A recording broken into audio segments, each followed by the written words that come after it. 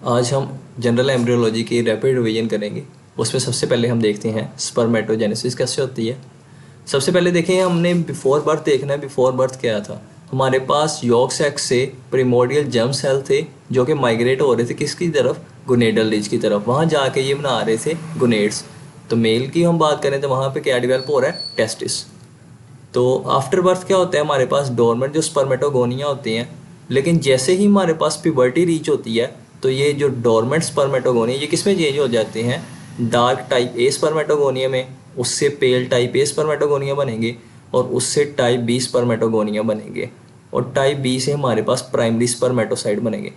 यहाँ तक हमारे पास माइटोटिक डिवीजन होती है। जैसे ही प्राइमरी स्पर्मेटोसाइट बनते हैं, मियोसिस का प्रोसेस स्टार्ट हो जाता है। प्राइमरी स्पर्मेटोसाइट किस में चेंज होते हैं? सेकेंडरी स्पर्मेटोसाइट में, मियोसिस वन के प्रोसेस के ज़रिए। और सेकेंडरी स्पर्मेटोसाइट किस में चेंज होती हैं? स्पर्माटिड्स में। यहाँ पे मियोसिस टू होती है। और स्पर्माटिड्स किस में चेंज होती हैं? स्पर्मेटोजोआ में।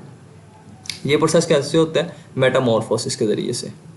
और स्पर्माटिड्स और स्पर्मेटोजोआ में चेंज होने का पीरियड है वो है हमारे पास 24 डेज रिक्वायर होते हैं। इसी तरह आप देख सकते हैं मियोसिस को कितने डेज लगते हैं? 24। स्पर्मेटोसाइटिस को कितने डेज लगते हैं? 16 डेज। अब हम बात करते हैं कि जो हमारे पास प्राइमरी स्पर्मेटोसाइट है, इसके बाद जितने भी सेल्स हमारे पास बनेंगे वो सारे हमारे पास हैप्लॉइड होंगे। अब हम डिस्कस करेंगे ओजेनेसिस को। बिफोर बर्थ हम देखते हैं कौन से इवेंट हो रहे हैं। जैसा कि हमने देखा था प्रीमोर्डियल जर्म सेल वैसे ही माइग्रेट करेंगे गोनेडल रिज की तरफ। वहाँ पे जाके ओवरी बना देंगे। ओवरी में माइटोटिक डिवीजन होगी, वहाँ से ओगोनिया बनेंगे। ओगोनिया से हमारे पास प्राइमरी ओसाइट बनेंगे। प्राइमरी ओसाइट किस फेज़ में जाके अरेस्ट हो जाएंगे? प्रोफेज 1 की डिक्टोटियन स्टेज में अरेस्ट हो जाएंगे। फिर जैसे ही हमारे पास प्यूबर्टी रीच करेगी, वही हमारे पास प्राइमरी ओसाइट दोबारा से किस में कन्वर्ट हो जाएंगी? प्राइमरी ओवेरियन फॉलिकल में। वो सेकेंडरी में चेंज होंगे। फिर टर्शरी में, टर्शरी से ग्राफियन फॉलिकल बने। ग्राफियन फॉलिकल में हमारे पास मियोसिस का प्रोसेस होगा। मियोसिस 1 जब होगी हमारे पास सेकेंडरी ओसाइट बनेगा और फर्स्ट पोलर बॉडी बनेगा।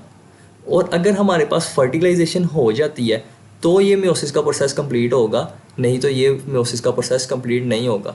अगर हमारे पास फर्टिलाइजेशन हो जाती है तो हमारे पास मियोसिस होगी और सेकेंडरी ओसाइट किस में कन्वर्ट हो जाएगा? मेच्योर सेकेंडरी ओसाइट में। और हमारे पास क्या बनेगी? Second polar body.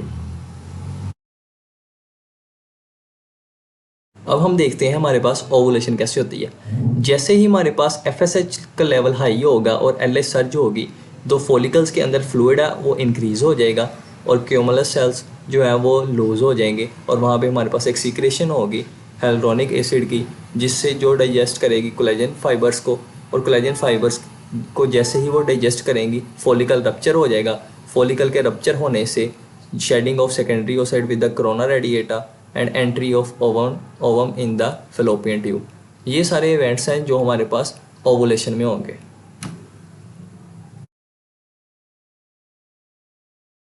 अब हम डिस्कस करेंगे मेंस्ट्रुअल साइकिल के हमारे पास फेजेस कौन से होते हैं। एक हमारे पास मेन इवेंट जो है वो है ओवुलेशन। ओवुलेशन से पहले जो इवेंट होंगे वो है प्री ओवुलेटरी और जो बाद में होंगे वो है पोस्ट ओवुलेटरी। प्री ओवुलेटरी में हमारे पास फॉलिकुलर फेज आ जाता है जो कि 14 डे का पीरियड है। और फॉलिकुलर फेज में हमारे पास दो फर्दर फेजेज आ जाते हैं, menstrual phase and the proliferative phase. इसी तरह हम देखें post ovulatory phase. Post ovulatory phase में हमारे पास ल्यूटियल फेज आ जाता है या सिक्रेटरी फेज आ जाता है। ये थे हमारे पास phases of the menstrual cycle. अब हम देखेंगे कि मेंस्ट्रुअल साइकिल में हमारे पास हार्मोनल चेंजेस कौन से आ रहे हैं। सबसे पहले देखें, हाइपोथैलेमस से गोनेडोट्रोफिन रिलीजिंग हार्मोन आएगा, वो एक्ट करेगा एंटीरियर पिट्यूटरी पे। एंटीरियर पिट्यूटरी से हार्मोन रिलीज होगा फॉलिकल स्टिमुलेटिंग हार्मोन, वो एक्ट करेगा ओवरी के ऊपर। ओवरी के ऊपर वो एक्ट करेगा डेवलपमेंट ऑफ फॉलिकल्स करवाएगा और वो फॉलिकल्स कौन सा हार्मोन प्रोड्यूस करेंगे? एस्ट्रोजन। और दूसरा हार्मोन इंटीरियर पिट्यूटरी से जो आ रहा है वो है एलएच हार्मोन। वो क्या करेगा? इंड्यूस करता है ओवुलेशन को। जैसे ही ओवुलेशन होगी ओवम रिलीज हो जाएगा और हमारे पास कॉर्पस ल्यूटियम बन जाएगा। कॉर्पस ल्यूटियम दो हार्मोन पैदा करता है, कौन कौन से? Oestrogen and progesterone. ये दोनों हार्मोन मिलकर क्या करते हैं? Proliferation of uterine endometrium and cervical mucus changes. तो ये थे हमारे पास हार्मोनल चेंजेस जो मेंस्ट्रुअल साइकिल में हो रहे थे। अब हम देखेंगे मेंस्ट्रुअल साइकिल में हमारे पास ब्लीडिंग कैसे होती है। सबसे पहले जैसा कि फर्टिलाइजेशन नहीं हुई है तो इम्प्लांटेशन भी नहीं होगी, तो कॉर्पस ल्यूटियम क्या होगा? वो डीजनरेट हो जाएगा। वो किस में चेंज हो जाएगा? कॉर्पस अल्बाइकल्स में।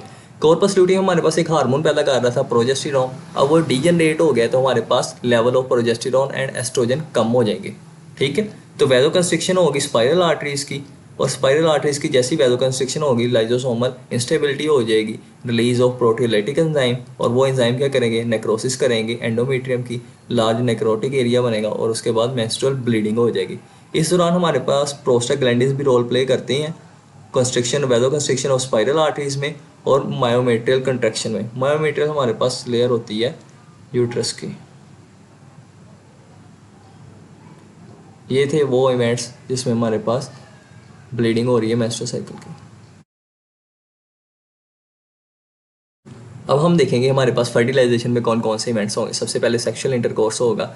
इंटरकोर्स के वजह से हमारे पास ओवम जो कि स्पर्म को अट्रैक्ट करेगा कीमोटैक्सिस के ज़रिए से, स्पर्म और ओवम हमारे पास मिल जाएंगे, फ्यूजन ऑफ गमेट्स होगी। जैसे ही फ्यूजन ऑफ गमेट्स होगी एक्रोसोमल एंजाइम्स रिलीज हो जाएंगे। एक्रोसोमल एंजाइम्स क्या करेंगे, डिसइंटीग्रेट करेंगे zona pellucida and corona radiata को। Fusion of sperm with the vitelline membrane होगी और वहाँ से हमारे पास इंडक्शन होगी कैल्शियम वेव्स की। जैसे ही हमारे पास कैल्शियम आइंस आएंगे वो विट्लाइन ब्लॉक कर देंगे ताकि पॉलीस्पर्मी ना हो कि कोई दूसरा स्पर्म आके फ्यूज़ ना हो। तो हमारे पास बाद में स्पर्म और ओवम के न्यूक्लियस फ्यूजन हो जाएगी। जैसे ही न्यूक्लियस फ्यूजन हो जाएगी हमारे पास जाइगोट बन जाएगा।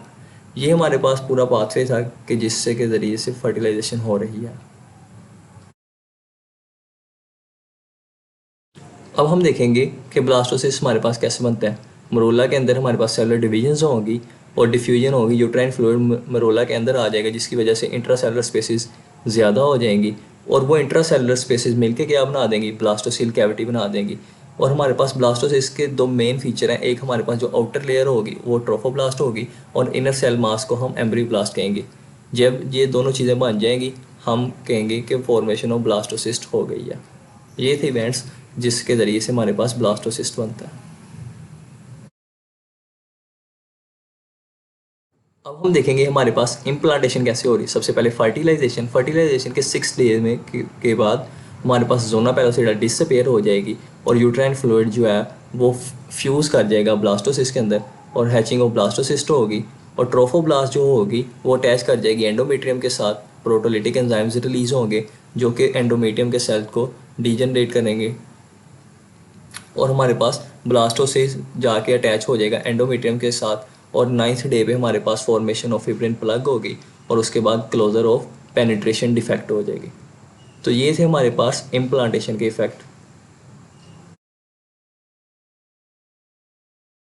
अब हम देखेंगे हमारे पास जो ट्रोफोब्लास्ट है सेकेंड वीक के अंदर उसमें कौन कौन से चेंजेस आ रहे हैं। सबसे पहले जो ट्रोफोब्लास्ट थी वो 2 लेयर्स में डिफ्रेंशिएट हो जाएगी। एक है सिंक्शियो ट्रोफोब्लास्ट, एक है साइटोट्रोफोब्लास्ट। और उसके बाद हमने जैसा कि डिस्कस किया था क्लोजर ऑफ पेनिट्रेशन डिफेक्ट होगा, formation of multi nucleated trophoblastic mass. अब ये सिंक्शियो ट्रोफोब्लास्ट के अंदर इवेंट हो रहा है कि मल्टी न्यूक्लिएटेड मास बन रहा है। उसके बाद appearance of lacunar spaces in the trophoblast, वो लेक्यूलर स्पेसिस के आपस में मिलके इनलार्ज हो जाएंगी एंड फॉर्मेशन ऑफ सिंक्शियो ट्रोफोब्लास्टिक ट्रेबिकुलाई। और ये मिलके क्या करती हैं, एरोजन करती हैं हमारे पास मेटरनल वेसल्स को और जो मटेरियल होता है वो हमारे पास लेकुनर स्पेसिस के अंदर फ्लो कर जाएगा और इसी तरह से हमारे पास इस्टेब्लिशमेंट होगी किसकी, यूट्रोप्लेसेंटल सर्कुलेशन की। और डे 13 और 14 में हमारे पास क्या होगा, फॉर्मेशन ऑफ सिंक्शियो ट्रोफोब्लास्टिक विलाई बनेगी। जैसे ही हमारे पास साइटोट्रोफ से सेल्स आ जाएंगी इस विलाई के अंदर तो हम इसको कहेंगे formation of primary stem villi. ये थे हमारे पास सेकेंड वीक के इवेंट्स जो हो रहे थे ट्रोफोब्लास्ट के अंदर। अब हम देखेंगे कि हमारे पास जो एम्ब्रियोब्लास्ट सेल थे, इनर सेल मास था, उसमें हमारे पास सेकेंड वीक में कौन कौन से चेंजेस आ रहे हैं। सबसे पहले वो डिफ्रेंशिएट हो जाएगी 2 लेयर्स में। हमारे पास 2 लेयर्स बन जाएगी, एक एपीब्लास्ट दूसरी हाइपोब्लास्ट। और हमारे पास फॉर्मेशन ऑफ एमनियोटिक कैविटी होगी, formation of bilaminar germ disc होगी और फॉर्मेशन ऑफ हजर मेम्ब्रेन हो जाएगी। तो ब्लास्टो जैसे ये मेम्ब्रेन की फॉर्मेशन होगी ब्लास्टोसील कैविटी को हम क्या कहना शुरू कर देंगे, primary York cell.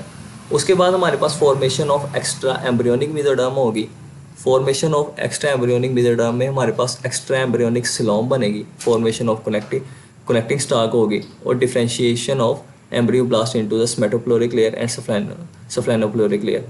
Formation of chorion होगी और उसके बाद हमारे पास formation of secondary yolk sac होगी। सेकेंडरी यॉर्क सैक के बाद हमारे पास formation of prechordal plate होगी। ये वो सारे इवेंट्स हैं जो हमारे पास एम्ब्रियोब्लास्ट सेल्स या इनर सेल मास के अंदर हो रहे हैं।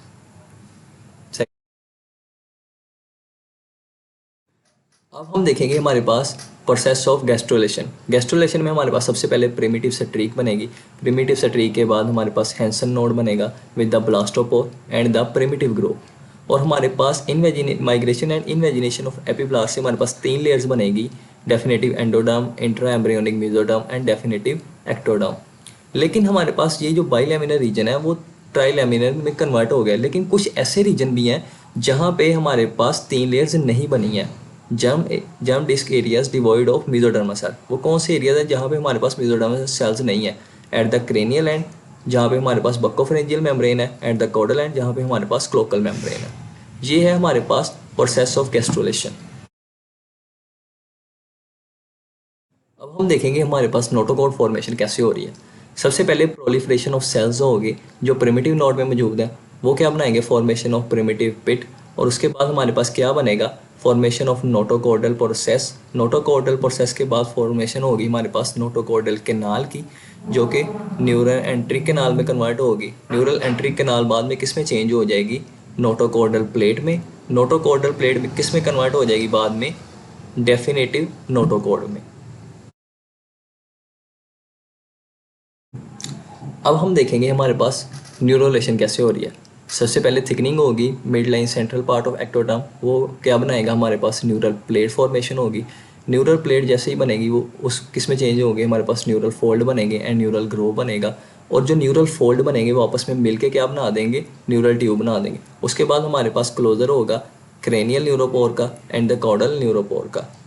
बाद में डिटैचमेंट हो जाएगी lateral margin of the neural fold, और इसी दौरान हमारे पास न्यूरल क्रस्ट सेल्स भी बन जाएंगे। तो ये वो इवेंट्स हैं जो हमारे पास न्यूरोलेशन में हो रहे हैं।